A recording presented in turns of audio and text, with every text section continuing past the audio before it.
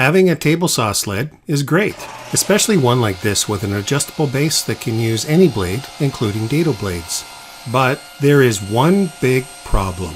Where do you put it when it's not in use? For example, if you want to do a long rip cut, you need to take the table saw sled off the saw and put it somewhere else. For a while now, I've been moving it to my assembly table, but the assembly table is the busiest spot in my shop, so it can't stay here for very long. It's also not stable, sitting on its miter slot guide rail. It's too big for most shelves and doesn't fit in most cabinets. I put a lot of thought into solving this problem, and here's the solution. A storage system for the table saw sled, or as I like to simply call it, the rack. This video will discuss several key considerations in designing a storage solution for the sled and the build of the solution. If you're interested in making the table saw sled as well, I'll put a link to the sled demo and build in the comments. Or you could subscribe and get it in your YouTube feed, and as a new channel, I'd appreciate that very much. Here's a few great features of this storage solution. Our in-feed fence is at 1/1000th of an inch of accuracy, so we want to protect it and not knock it out of alignment when we put the sled into the rack. You can see that the bottom of the in-feed fence is not touching the rack at all by design. The top of the in-feed fence is also not touching. We designed some clearance in the build for the in-feed fence. The out-feed fence is less precise, but we gave the top and bottom the same clearance considerations. We also made sure the miter slot bar is not under any pressure, since it's also key to our accuracy. As you can see from this shot, the miter slot bar is completely free to float in the allowance that we provided in the rack. I should also note that in this design, the weight of the sled rests on its right side, where the alignment is not key. The toggle clamps do a great job keeping the sled in place, and they're placed where they do not have any negative side effects on sled accuracy. So, all in all, this is very well designed storage, and it looks pretty good on the wall as well. I've been using the rack for a while now, and I'm very happy with it and definitely recommend it. Let's start the build. First, find a spot on the wall where you'd like to place the rack and locate the studs. I picked a spot where I know there are 2 stud walls joined together, so my measurement across 3 studs is 21 inches. I'll keep this number in mind for my design. This is where the screws need to be placed to attach the rack sections to the wall. We'll start with a piece of 3/4 inch plywood that's about 37 inches by 25 inches. I'll put the sled on the plywood and get it centered on it top to bottom and side to side. Then I'll get a measurement on the rack plywood down the longest side of the sled base to the center point of the miter slot bar. It's about 20 3/8 of an inch to the center of the bar. We'll give the plywood a cut at this mark on the table saw. Here's the 2 pieces, and I also made a 1-inch spacer that helps with alignment during the build. 1 inch is wider than the actual miter slot bar, so we won't have any weight resting on the bar in the final design. I have the sled centered on the rack, and there's about 4 7/8 inches at the top and bottom. I've cut this piece of plywood to 24 1/2 inches long, and now I'll cut the top and bottom rack pieces 4 inches wide. There's one piece, and here comes the second piece. I'll miter the ends of the pieces at 22.5 degrees.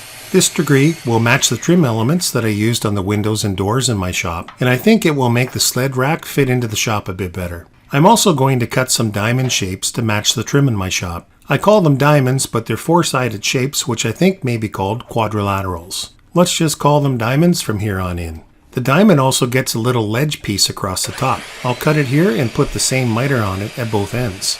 Use a safety stick to keep the fingies away from the blade on a few of these cuts. Here's where the diamond gets placed at the top and in the center of the rack. Here's a peek at my window so you can get a better idea of the trim. That's not my chain, by the way.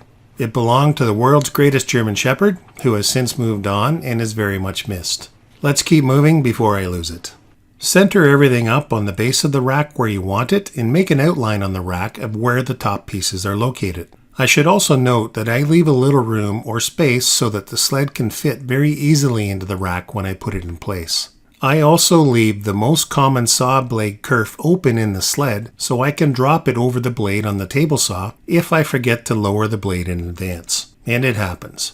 These are little details from experience that can make your shop life a little easier. Now you can see the outline I just made with my pencil. I also placed some dots where I intend to attach the rack pieces together with screws. The crosshair dots are where I'll attach the rack to the wall studs.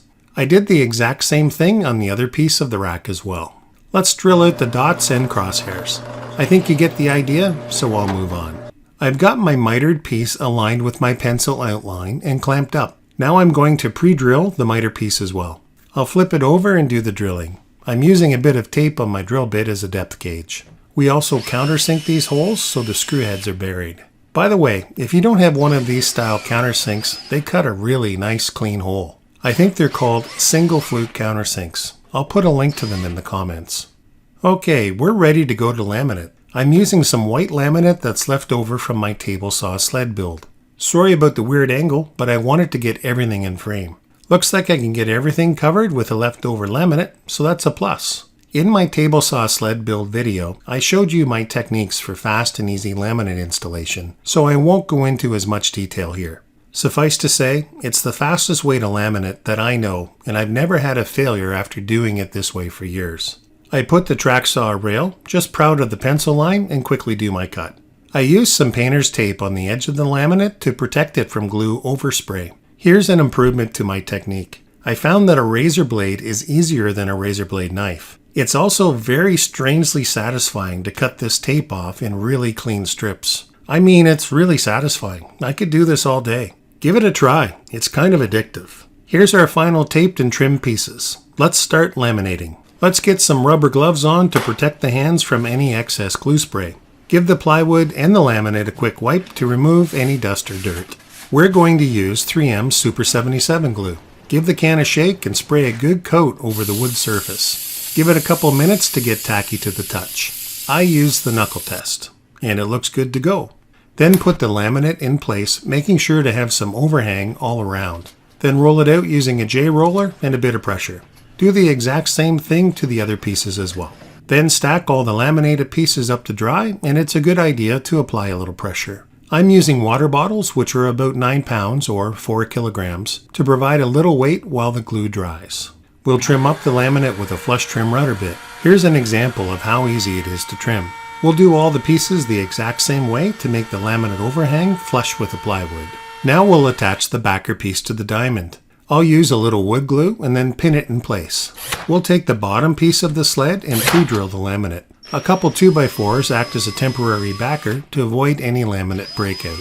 An important step with laminate is to countersink the edge of the hole. Otherwise, a screw thread can catch and lift the laminate, or worse, take a chip out of it. The countersink here is an excellent safety precaution. We'll follow the exact same steps on the top half of the rack as well. I'll save you some repetitive video and move on. Here's the bottom half of the rack, and we're not using the diamond down here. It goes at the top, but it is very handy to use to get a consistent measurement. I'll also use a combination square to align everything and then clamp it in place. Here's the final result with all the clamps. Now, we'll turn this on its side and put the screws in place. And remember to hand tighten screws when working with laminate. I'll attach the diamond onto the top piece using the drill, countersink, screw, and hand tighten method. And then we can countersink the rest of the holes in this piece. Now we'll get the top piece onto the top rack base. We'll align it and clamp it down. And then we'll pop in our screws and give them a hand tighten. The only holes left in the two base pieces now are the holes to attach the base to the wall studs. We'll drill the stud holes out using a backer of 2x4s and a support block to keep the base flat. We drill right through the laminate in this case. We'll give all the stud holes a countersink as well on both rack base pieces. Alrighty, let's install the toggle clamps now. I made a simple block to help with positioning the toggle clamps consistently. I align the block with the top edge of the piece right here. It's important to be consistent here, otherwise the toggle clamps can be misaligned and they'll look kind of weird when you install the rack on the wall. A little preparation and diligence helps to avoid that situation. I use my ruler to help align the other side of the clamp and then trace out the holes. I use this exact same technique to align all 4 clamps. I then drill for the toggle clamp screws. I'm careful to place the bit exactly in the hole center. I'm using one of the drill bits from my countersink set. It has a nice chisel tip that doesn't wander on the laminate. Then of course, I'll countersink the toggle holes to ensure I minimize the chance of any chip out. Now we'll set the panhead screws into place for the clamps. And we'll hand tighten using our template block and ruler to make sure we have good alignment on the clamp. I think it looks kind of cool with the clamps in place and everything is working very smoothly. We do this exact same process for the bottom half of the sled, so I'll save you some repetitive video. If you're enjoying this video, please take a moment and subscribe. My channel's very new, this is the second video, and I'd appreciate your subscription very much. I'm going to check the final pieces on the assembly table. My temporary spacer strip helps with alignment. I'll move the spacer to the top while I fit the sled in place. Here comes the sled. The fit is good as planned. It's square against the bottom. The miter slot rail has room in the rack. My saw kerf is open to the blade I most commonly use, and I've left a little room, so the sled will go into the rack easily and clear the toggle clamp heads. Speaking of clamps, let's check them out as well. It all looks good, so I'm pretty happy with the results so far. Okay, let's get this bad boy in the wall now. I have the stud centers marked on the wall. I'll pop in one screw and check the level. Then I'll pop in the second screw, followed by the 2 screws at the bottom of the rack. I'm drilling into 2x6 studs, and I know there isn't any electrical or plumbing in this piece of the wall because I built the wall and took some reference photos when I built it.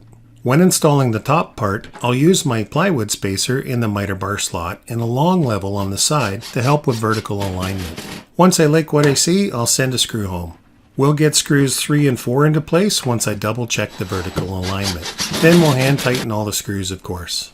Let's get the sled into place.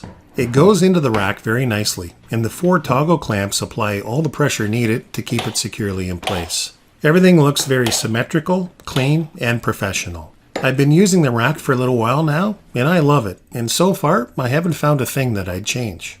I'd encourage you to build one if you have a table saw sled. As I mentioned earlier, I also have a complete video to build this adjustable base table saw sled which can use any blade in the shop. I'll also show you how to adjust your accuracy to within 1/1000th of an inch when building it. Thanks very much for watching this video. If you found it helpful or entertaining, please consider subscribing. Have a great day and enjoy your time in the shop.